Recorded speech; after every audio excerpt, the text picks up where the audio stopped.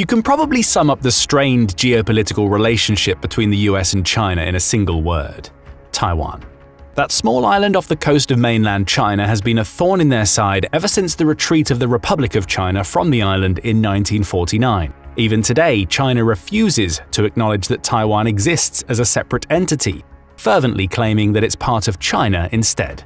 The rest of the world is taking sides in this conflict, albeit on the down low. The rest of the world, that is, apart from the US and its allies. While the US doesn't formally recognize Taiwan, nor conduct direct diplomatic relations with the island, you wouldn't be able to tell based on how much support the US government has provided to them for decades. But the latest round of support is all but direct acknowledgement that the US might be finally ready to formalize relations with Taiwan, regardless of China's protests on the matter. The US has pledged $571 million in direct military support to Taiwan in the form of donations or sales of military equipment, vehicles, and ammunition. All of these would eventually become available for Taiwan to use as part of its military forces, which would ideally allow it to negate some of China's aggressive posturing in recent months. But what exactly is in the allotment for the military aid? How does it threaten the current US-China relations, and could it have far-reaching consequences? In this video, we'll go over each of those points and explain how it could be a devastating blow to China. First, let's delve a bit more into the specifics of what this round of military aid entails.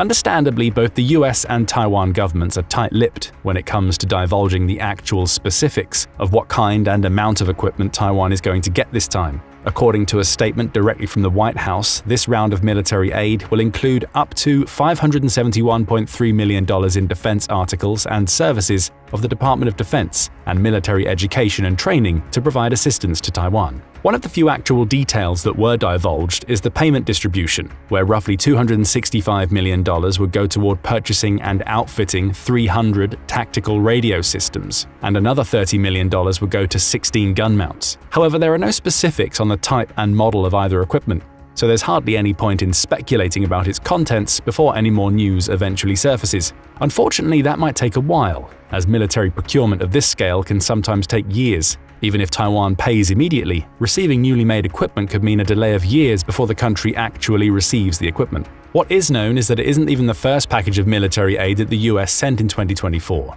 In September, the Biden administration approved another $567 million in military aid and sales to Taiwan. Again, there were really no major details on the type of aid being delivered, just that the aid would directly benefit Taiwan's military and national defense capabilities. For instance, at the time, Taipei was concerned about a lack of functional combat aircraft. However, it's not certain whether this request was fulfilled during the shipment or if it would become part of a later one. The previous package of military aid accentuated how the US Armed Forces frequently leverage the concept of asymmetrical warfare and wants to bring Taiwan in line with that doctrine. More specifically, the US is known to have some of the most advanced weapons and defense systems in the world, as well as access to practically limitless surveillance and drone capabilities through its NATO allies and other countries like Japan and Australia. Many of these are highly developed militaries in their own right, with their own contemporary designs that rival US technology or that they purchase directly from American suppliers. On the other side are countries like China, Russia, and to a lesser extent Iran and North Korea. Most of them have developed weapons that could be considered comparable to their Western counterparts in some respect. However, the US remains years, if not decades, ahead in terms of technology and deadliness. To compensate, these countries often use the mantra, "quantity is quality." They use more robust industrial capacities to build up their armies and create reliable but relatively cheap military equipment that can be mass-manufactured at the fraction of the time of their Western counterparts. The concept of asymmetrical warfare is also applied to the strategy that the US and China are using to create military pressure in the South China Sea. In this case, China is arguably the aggressor, putting its navy on full display during its numerous combat exercises, some of which have gone perilously close to Taiwan. Meanwhile, the US operates a swathe of military bases scattered across islands and archipelagos that surround the South China Sea to create a dispersed wall of resistance, so to speak. By leveraging its potent surveillance capabilities, long-range options, and an overwhelming advantage in terms of air power, the US has been able to keep track of Chinese movements and maintain a tenable status quo in which China doesn't make any overtly aggressive notions toward Taiwan. But why is Taiwan so important to the US? Well, the answer is a bit complicated, like many other topics surrounding Indo-Pacific geopolitics. Taiwan is not relatively close to the US, both geographically or ideologically. However, the island's ties with the rest of the Indo-Pacific, China included, place it in a precarious position that has deep-seated ramifications for the US. The island's position within the South China Sea is what matters here. Since it's halfway between Japan and the Philippines, and its nearest neighbor, at least via sea, is none other than China itself, Taiwan essentially cuts off China's access to the Greater Pacific. At the moment, China doesn't really have the ability to project military power beyond its claim in the South China and East China Seas, which heavily limits what options it has in terms of naval and littoral, i.e. coastal, warfare. Consider the scenario where China manages to annex Taiwan. In that case, it can develop and deploy submarines and build military bases that overlook the Pacific, heavily limiting the scope of US military operations, not only within the region, but possibly worldwide. Right now, the US uses an array of refueling bases in the Pacific to deploy its air force from the mainland into the Middle East. While the route is geographically longer in this manner, the US gains an advantage by being able to deploy its forces with practically no oversight from other powers, as most of the flight takes place over open ocean and is not regulated or monitored. The other aspect of American operations in Taiwan relates to the perceived notion of alliances throughout the Indo-Pacific. Japan, Singapore, South Korea, Thailand, Australia, and the Philippines all have alliance agreements with the US and are all extremely close to China, either by land or sea. With the US backing Taiwan, all those other countries have a vested interest in doing the same. The reasoning is fairly simple. If the US abandons Taiwan, it wouldn't merely allow China to have a further reach into the Pacific. All those 5 countries would now need to reconsider their alliances. In a theoretical scenario where China controls Taiwan, it would have a leading position in the South China Sea. While the 5 US allies are technically also allied to one another, they are not particularly geographically close and are split by China's sea claims. They would have few options. The first one is to trust the US to come to their defense, a notion that would be diminished if the latter already set a precedent by abandoning Taiwan. Secondly, they might ally themselves with China, or at least placate it and agree to some of its demands, which would likely have a negative effect on their economies and geopolitical independence. Third, the Indo-Pacific geopolitics and military power projection become a free-for-all, with each country mounting its military and possibly even developing nuclear weapons, since China already has them. Either way, the result is a destabilized Indo-Pacific, where the US no longer has much influence and might even lose some beneficial trade and economic opportunities. Another major reason why the US and perhaps the rest of the world might have a vested interest in keeping Taiwan independent from China is economics. The small island is responsible for creating a vast majority of semiconductors and computer chips, which are necessary for practically any industry due to the global reliance on technology. Bloomberg has attempted to map out the ramifications on the global GDP in scenarios where China blockades Taiwan with or without drawing the US into a conflict. If China mounts a blockade on Taiwan, its exports would practically grind to a halt, causing a potential global economic crisis, one that easily outstrips the grain crisis during the initial months of the war in Ukraine or the supply chain issues during the COVID pandemic. According to Bloomberg's analysis, Taiwan would lose around 12% of its GDP due to the complete stopping of trade. The lack of semiconductors on the global market would lead to a roughly 5% decline in the global average GDP, while the US would lose roughly 3.3% of its GDP. The second scenario, in which the Chinese blockade is successfully answered by the US declaring war and bringing in its allies in the Indo-Pacific, has even worse projections. In that case, US-China trade, as well as the trade between various Indo-Pacific countries, would similarly be affected by the conflict. Taiwan's economy would drop by an astounding 40%. The global average GDP might go down by more than 10% as countries impose economic sanctions and tariffs on one another.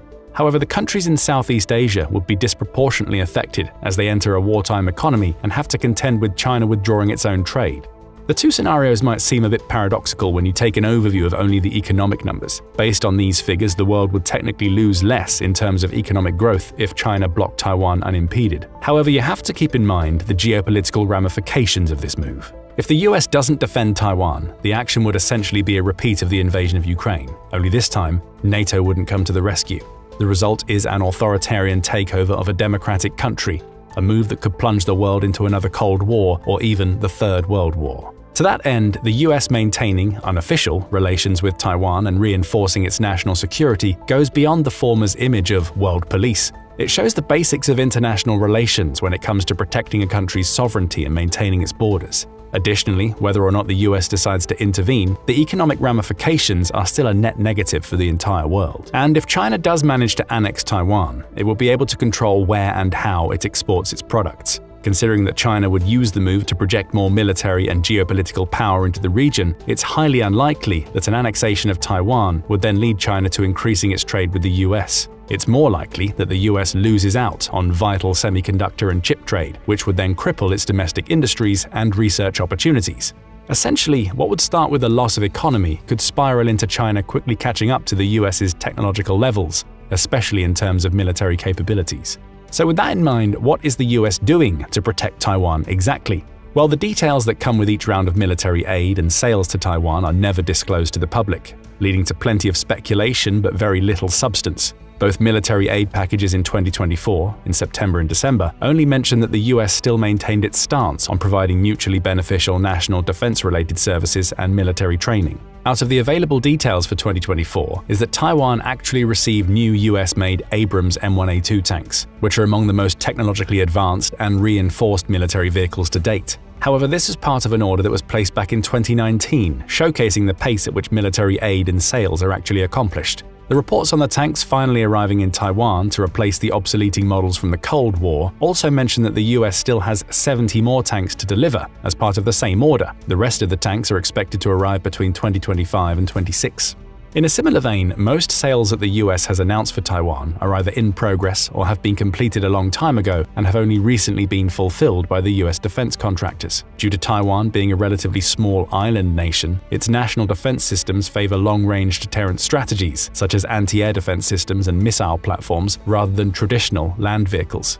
Still, the country has acquired a solid amount of both, and all from sales that were conducted from 2000 onward, showing at least 2 decades of continued investments. For an example of deterrent strategies, take the Patriot anti-air defense batteries, which have performed incredibly in the ongoing war in Ukraine, and were a part of the reason why Russia, with its considerably larger air force, has failed to maintain air supremacy over Ukraine. Taiwan has purchased 7 batteries from the US, with the first batteries arriving on the island in 1997 and 2001. In 2009, 3 newer PAC-3 systems arrived on the island, which are supposedly capable of detecting and countering the faster ballistic missiles. Each modern Patriot system costs around $1.1 billion, so it would take 2 of the more recent military packages to cover a single system. In 2010, the countries renewed the agreement, upgrading the previous PAC-2 models to PAC-3. Then in 2022, the nations renewed a contract which now included an order for 100 PAC-3 missiles worth $833 million. The missiles should start being delivered sometime in 2025, with the order expected to be completed by 2026. The other long-range system is the HIMARS, which has also been showcased in the war in Ukraine. The HIMARS is an offensive system, focusing on launching missiles that have lower range but higher mobility and penetrative capacities. They can theoretically be used to deploy surface-to-sea missiles to target opposing ships, which could limit the impact of a Chinese blockade and compensate for Taiwan's lack of air forces.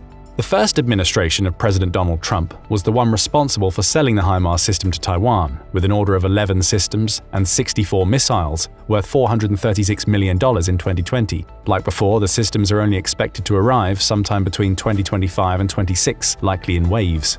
While HIMARS has been used offensively in Ukraine, preventing Russia from being able to make progress in its ground offensive, its use for Taiwan would be purely defensive. This comes from the missile's lower range compared to common ballistic missiles. In a theoretical scenario where China attacks Taiwan, the HIMARS would be used to potentially sink ships or make a counter-offensive if China launches a littoral attack. In the same vein, Taiwan has also acquired a few types of anti-ship missiles and torpedoes, such as the AGM-84 Harpoon and the Mark 48 torpedoes. In September 2022, the Biden administration approved a $1.1 billion arms package for Taiwan, which included 60 Harpoon anti-ship missiles and 100 Sidewinder tactical air missiles. Subsequently, in April 2023, the Pentagon announced a $1.17 billion contract for 400 Harpoon missiles, with production expected to be completed by March 2029. As for the Mark 48 torpedoes, Taiwan has acquired a total of 108 of them, with the newest batch of 18 ordered in 2020. They use the more advanced ADCAP variant of the torpedo, which can receive updates to its inertial systems and electronics. This would theoretically allow the US to keep maintaining and improving upon the torpedoes as technological warfare evolves. But there's one element that all of these orders have in common. They're all long-term plans and only partially complete. Currently, Taiwan's army is still heavily dependent on US support to provide the first line of defense against China. Without it, the Chinese army could very easily overtake the island. However, with the US maintaining an alliance with Taiwan, it's unlikely that China will make a move. There have been contrasting opinions on if and when China would try to attack Taiwan. Some analysts have suggested that a blockade could come as early as in the next few years. This would allow China to capitalize on the fact that many of the weapons that Taiwan has purchased have not been constructed yet, and NATO is otherwise occupied with providing donations to Ukraine.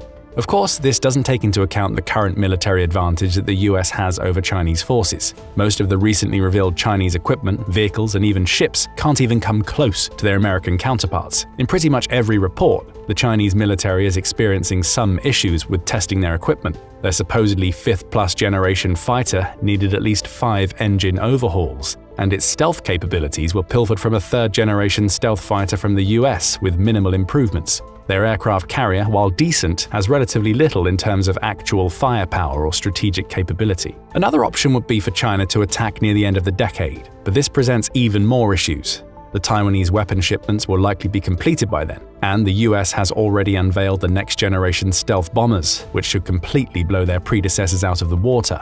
Low-rate production on the B-21 Raiders began in 2024, and by 2029, the US Air Force should already have a steady supply. Based on preliminary reports, the B-21 is so promising that the US Air Force has ordered at least 100 for now, and will likely field 200 planes over the next decades. This is in contrast with the B-2s, of which there are only 19 in service due to their prohibitive costs.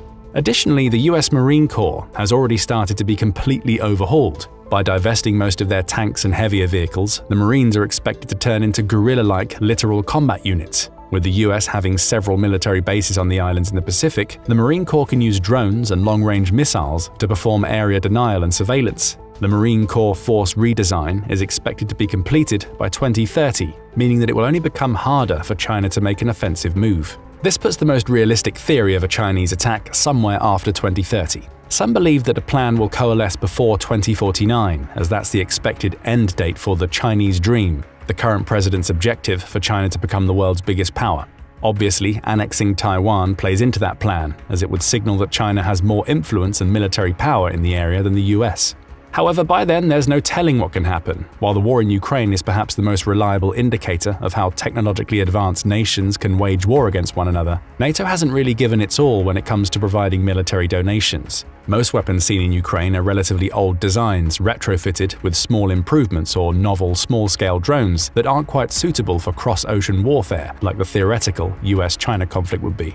And while the ongoing conflict has been pivotal as a testbed for modern military equipment, it's highly likely that the US and its allies are still keeping the really advanced equipment hidden in development. Because of that, China might never get the opportunity to overtake them technologically. But what do you think? Will China decide it has had enough of posturing and actually blockade Taiwan soon? How would the US respond? Thanks for watching, and leave your comments below.